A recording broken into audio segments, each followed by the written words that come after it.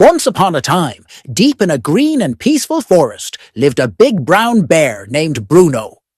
Bruno was strong, furry, and loved to eat, especially sweet, sticky honey. One warm afternoon, Bruno woke up from a long nap. His tummy growled loudly. "Roar! I need something yummy," he said, patting his belly. He wandered through the forest, sniffing the air. Suddenly, he caught the sweet scent of honey.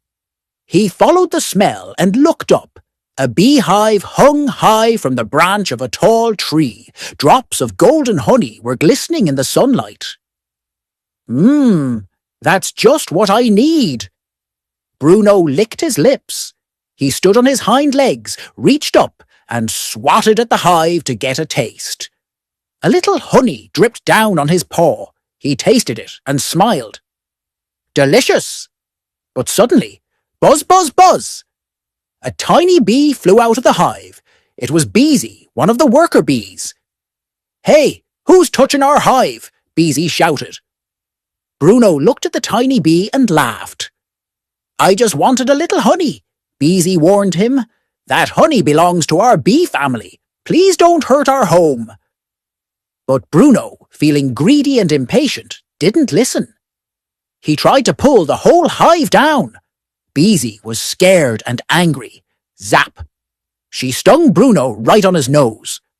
"Ouch!" Bruno roared, rubbing his nose. "You little pest!" Now very angry, Bruno started swatting at the hive wildly. The branch shook and the hive began to fall apart. Suddenly, a loud buzzing filled the air. Zzzz! Hundreds of bees flew out of the hive, protecting their home and their honey. Bruno's eyes widened in fear. Oh! All the bees chased him through the forest.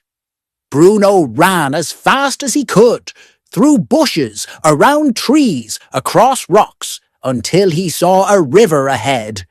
Without a second thought, he jumped in with a big splash. The bees stopped at the riverbank, buzzing angrily, but they didn't follow him into the water. Bruno stayed in the river until the buzzing faded. He climbed out, dripping wet, with leaves in his fur and a swollen nose. He sat down on a rock, sighed and said, "If only I had listened and taken just a little honey, I wouldn't be in this mess."